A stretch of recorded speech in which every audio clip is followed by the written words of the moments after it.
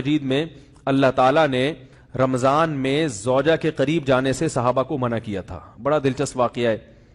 رمضان کی راتوں میں بھی زوجہ کے قریب جانے سے منع کیا تھا. ایک صحابی تھے, وہ رات میں کہیں چلے گئے, اب بڑے پریشان ہوئے, رسول اللہ صلی اللہ علیہ وسلم کے پاس آئے, عرض کیا یا رسول اللہ مجھ سے غلطی ہوئی, رمضان کی رات میں نے اپنی زوجہ کے قریب چلا. آپ نے فرمایا کیوں؟ وہ بڑا دلچسپ واقعہ ہے, بظاہر تھوڑا حیا کے خلاف بھی ہے لیکن اتنا بھی نہیں ہے. وہ کہہ رہے میری زوجہ کہیں پانی بھرنے کے لیے جا رہی تھی, ان کی پنڈلی کھلی تو میری نظر بیوی کی پنڈلی پر پڑی اور میں بس پاگل ہو گیا بیوی کے عشق میں. میں یہ اس لیے بیان کر رہا ہوں کہ جو لوگ نظر کی حفاظت کرتے ہیں وہ بیوی کے عشق میں پاگل ہوتے ہیں. جو دن رات انٹرنیٹ پر پنڈلیاں دیکھتے رہتے ہیں انہیں بیوی کی پنڈلی بھی کیا شکل بھی اچھی نہیں لگتی ان کو. بد نظری کا یہ عذاب ہے, وبال ہے کہ جو اللہ نے گھر میں آپ کے لیے بٹھائی ہے وہ آپ کو اچھی نہیں لگے گی. تو نظر کی حفاظت کیا کرو, اس سے آپ کو اپنی بیوی سے عشق ہوگا, محبت ہوگی. بات آ رہی ہے سمجھ میں؟ تو اب دیکھو کیسا روزے کی حالت ہے. رمضان میں پابندی ہے, اسلام میں حکم تھا جو رمضان میں بیوی سے ہم بھی طریقہ کا 60 روزے لگاتار رکھنے پڑیں گے. کتنا بڑا جرم, لیکن صحابی سے برداشت نہیں ہوا. صرف زوجہ کے پاؤں پہ نظر پڑی ہے تو وہ کیسے بیوی سے محبت کرتے ہوں گے, اور وہ بیوی کے بغیر رہ سکتے ہوں گے. اور آج لوگوں کے فون آتے ہیں, ہماری بیگم جس دن میکے جاتی ہے اتنی خوشی ہے, ایسا اچھا سا فیل ہوتا ہے, ایسا عجیب سا محسوس ہو رہا ہوتا ہے جیسے آزاد ہو گئے. تو میں کہتا ہوں ظاہر ہے اب تمہیں موقع مل گیا کنڈی لگانے کا, ٹھیک ہے نا, اور یہ آنکھ مٹکے کرنے کا, تو خوش تو ہوگے.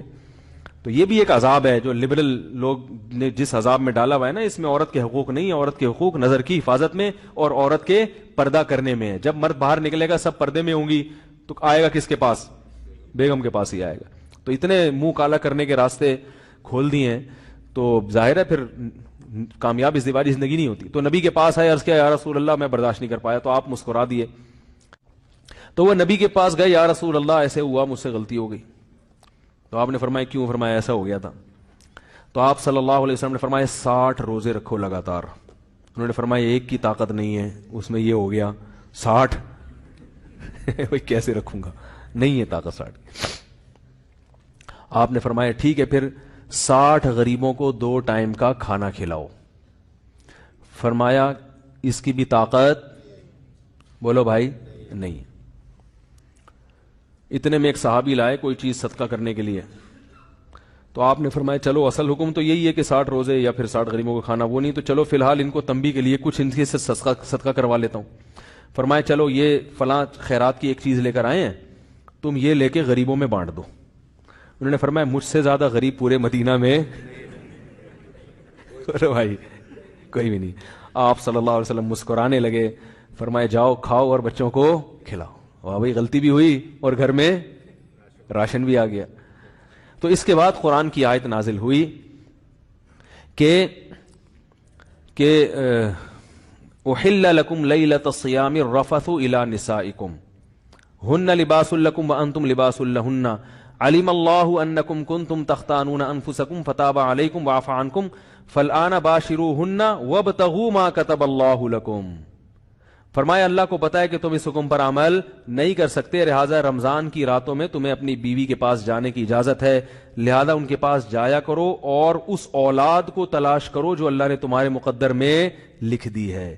قرآن جہاں بھی بیوی سے ریلیشن قائم کرنے کی بات کرتا ہے اولاد کا ذکر لازمی کرتا ہے, یعنی تلاش کرو اس اولاد کو جو اللہ نے تمہارے لیے لکھ دی ہے. ما کتب اللہ لکم, ما کتب اللہ علیکم نہیں ہے. علا کا مطلب تمہارے خلاف, لکم کا مطلب تمہارے فائدے کے لیے. لام عربی میں نفع کے لیے آتا ہے, علا عربی میں ضرر اور نقصان کے لیے آتا ہے.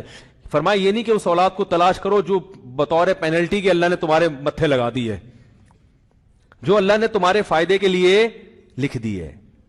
اس سے پتہ چلتا ہے اسلام اولاد کی کثرت پہ کس قدر حریص ہے.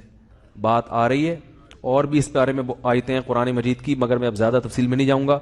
کچھ آیتیں رہ گئی ہیں, کچھ احادیث رہ گئی ہیں, تو وہ انشاءاللہ پھر اگلے